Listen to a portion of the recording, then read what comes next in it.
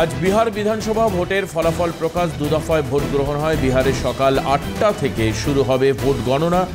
যেটা আমরা জানতে পারছি যে ভোট গণনা কেন্দ্রে বিভিন্ন কাউন্টিং এজেন্টরা ঢুকে গিয়েছেন। 38টি জেলায় 46টি কেন্দ্রে হবে ভোট গণনা। মোট 2616 জন প্রার্থী নির্বাচনে প্রতিদ্বন্দ্বিতা করেছেন। ভাগ্য নির্ধারণ হবে বিজয় সিনহা, সম্রাট চৌধুরী প্রতিদ্বন্দ্বিতা করেছেন বিজেপির মৈথিলী ঠাকুর। মহাজোটের হয়ে লড়াইয়ের ময়দানে রয়েছেন তেজস্বী। ইন্দ্রাণী দাশগুপ্ত আমাদের প্রতিনিধি আমাদের সঙ্গে রয়েছেন। ইন্দ্রাণী, এখন এই মুহূর্তে গণনার তো বলা যেতে পারে গণনা শুরুর একেবারে অন্তিম মুহূর্তে আমরা এসে দাঁড়িয়ে রয়েছি। গণনা শুরু হয়েছে কিনা, পোলিং এজেন্টরা ভেতরে তারা গিয়েছেন কিনা, এবং এখন এই মুহূর্তে বাতাবরণটা কিরকম? দেখো, বিহারে কিন্তু দুপক্ষ এবার অত্যন্ত যুযুধান। একদিকে গতকাল থেকে কিন্তু পোস্টার যুদ্ধ শুরু হয়ে গিয়েছে বিহারে। একদিকে তেজস্বী যাদব যেমন পোস্টার দিয়েছেন যে চাচা এবার বিদায়ের পালা, ঠিক তেমন নীতিশ কুমার জানিয়েছেন যে সে আজেরই জিন্দা হয়। সুতরাং বুঝতেই পারছো যে কোনো পক্ষই কিন্তু ময়দান ছাড়তে রাজি নয়। দুই পক্ষের পক্ষ থেকে লাড্ডু কেনা হয়েছে, প্রচুর লাড্ডু, কেজি লাড্ডু তৈরি করা হচ্ছে এবং সেগুলো বিতরণের ব্যবস্থা করা হচ্ছে। অর্থাৎ জমি ছাড়তে রাজি নয় কোনো পক্ষই। এই যুযুধান দুই পক্ষের যে মাটি, সেই মাটিতে বিহারে আজকে কিছুক্ষণের মধ্যে শুরু হয়ে যাবে প্রথম রাউন্ডের গণনা, এবং প্রথম রাউন্ডের গণনার শেষে আমরা বুঝতে পারবো যে জল কোন দিকে গড়াচ্ছে। দুপুর 12:30 থেকে 1টার মধ্যে চিত্রটা কিন্তু অনেকটাই পরিষ্কার হয়ে যাবে।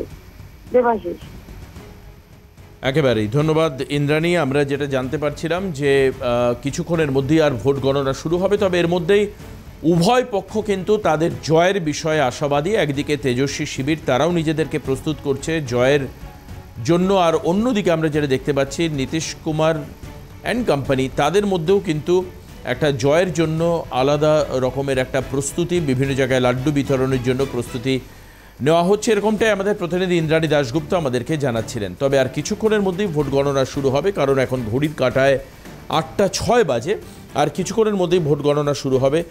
আমরা মহাগঠবন্ধন এবং এনডিএ তারা কে কোথায় রয়েছেন, কোন জায়গায় কারা এগিয়ে রয়েছেন, এই বিষয়ে বিস্তারিত খবর আপনাদের সামনে তুলে ধরব। আর বিহার ইলেকশনই হবে এই রাজ্যের যে নির্বাচনের আগে একটা অ্যাসিড টেস্টের মতো, এ বিষয়েও কিন্তু কোনো সন্দেহ নেই।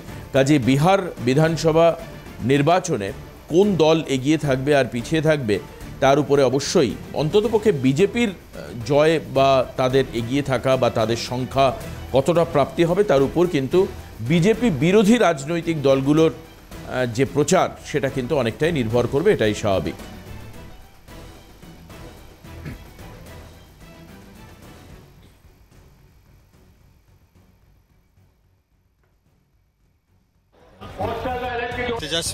तेजस्वी नवजीवक है, नवजीवक के लिए बोलता है, रोजी रोटी देगा और दिया है, तभी तो बोल रहे हैं बहुमत से बनेगा आरजेडी के सरकार। নীতিশ কারণ নীতিশ কাজ করেছে, বিহারের লোক এখন অনেক ভালো আছে বিজেপি ওর সঙ্গে অ্যালায়েন্স করার পর। कोई भी हो, अपने को तो मेहनत करना ही है ना, जो भी हो अच्छा ही हो, अच्छा करे आगे जाके, वही हम चाहते हैं।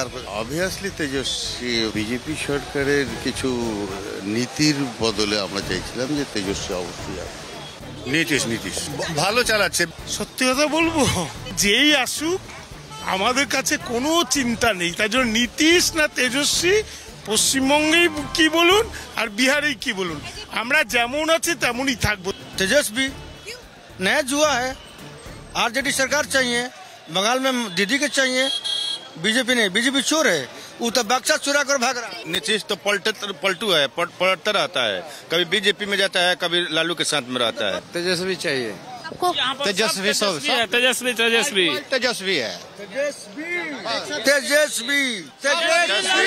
जिंदाबाद जिंदाबाद। বঙ্গে খুব একটা প্রভাব পড়বে বলে আমার মনে হয় না, কারণ বিহারের সমীকরণ আলাদা, বঙ্গের সমীকরণ আলাদা। এখানে পার্সেন্টেজ অফ ভোট মানে পোলারাইজেশন হয়ে আছে, দুই তরফে দুটো ভোট পোলারাইজেশন হয়ে আছে। হিন্দু ভোট, মুসলিম কমিউনিটির ভোট, 30% ভোট যেখানে সিকিউর, সেখানটাতে বুঝতে পারছেন তো ভোট ব্যাংকটা। আপনার এসআইআর বোঝা যাবে কত ভোট বাদ গেল, কত ইয়ে হবে, তারপরে সমীকরণটা করা যাবে।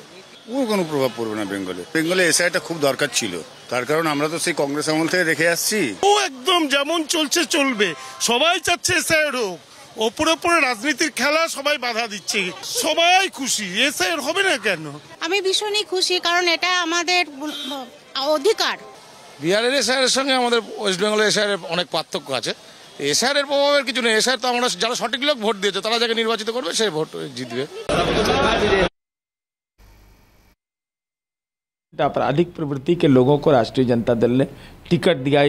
ये जदयू नहीं कर रहा, आरजेडी नहीं कर रहा, एडीआर की रिपोर्ट कर रही है।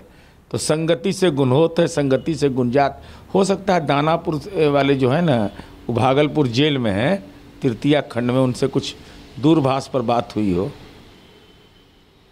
क्या उम्मीद कर रहे हैं, कब तक तस्वीर साफ हो जाएगी आपकी? अब ये तो चुनाव आयोग का मसला है, लेकिन जनता के दिल में तस्वीर साफ है। वो नरसंहार का दौर नहीं, वो दौर नहीं कि रिश्तेदारों को दिया जाता है ठेका। राज्य सरकार के चपरासी से लेके सेक्रेटरी तक है भ्रष्ट। All ministers are corrupt. ये राबड़ी देवी का बयान है। लालू जी कहे no no no no no. तो 10वीं बार शपथ लेंगे नीतीश कुमार? अरे वो तो फिक्स है, उसमें कहीं स्पेस किसी के पास है? यहाँ न लागी राहुल माया। तेजस्वी वाले तो कह रहे हैं कि धारदारी को हम शपथ ले रहे हैं। उनके पिताजी भी शपथ बहुत दिन से ले रहे हैं, और शपथ लेते लेते पहुंच गए होटवार। एकदम शपथ एक तरफा चल रहा है। जब तक नीतीश कुमार जी की इच्छा है, तब तक जनता की आकांक्षा है, तब तक एनडीए का संकल्प है। इच्छा आकांक्षा। জেডিইউ এর তরফের আমরা প্রতিক্রিয়া শুনছিলাম। জেডিইউ এর নেতা বলছিলেন যে এবার ভোটের ফলাফল কি হতে চলেছে। পাশাপাশি মহাগঠবন্ধনের আরজেডি নেতা তেজস্বী যাদব, অর্থাৎ এবার যে আরজেডি কংগ্রেসের যে জোট, তার প্রধান তেজস্বী কি বলছেন শোনাবো আপনাদের।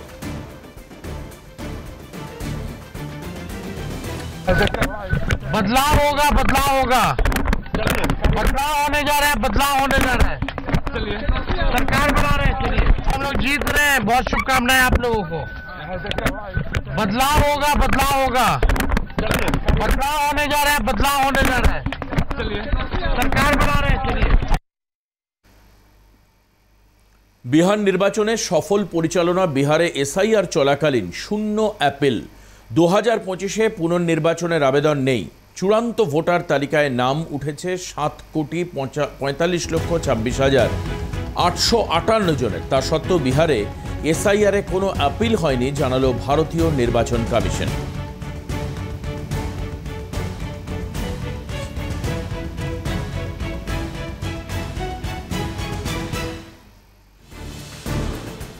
আমরা দেখতে পাচ্ছি নির্বাচন কমিশন বলছে বিহারে জিরো অ্যাপিল। এসআইআর নিয়ে কোনো অ্যাপিল হয়নি, অর্থাৎ ধরে নিতে হবে বিহারে কোনো মানুষ এসআইআর নিয়ে কোনো রকম আইনি পথে যাননি, এবং সেই কারণের জন্য জিরো অ্যাপিলের কথা উল্লেখ করা হয়েছে।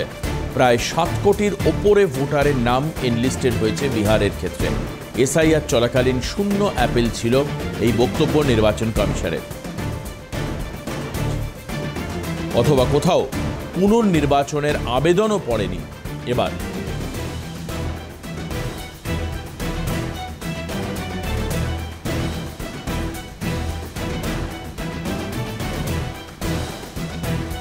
আর এখন এই মুহূর্তে আমরা নজর রাখবো বিহারের গণনা কেন্দ্রগুলোর দিকে, যেখানে অবশ্যই বিভিন্ন রাজনৈতিক দলের প্রতিনিধি তারা এসছেন, সঙ্গে যারা ভোট কর্মী বা গণনা কর্মী রয়েছেন তাদেরও কিন্তু আমরা দেখতে পাচ্ছি।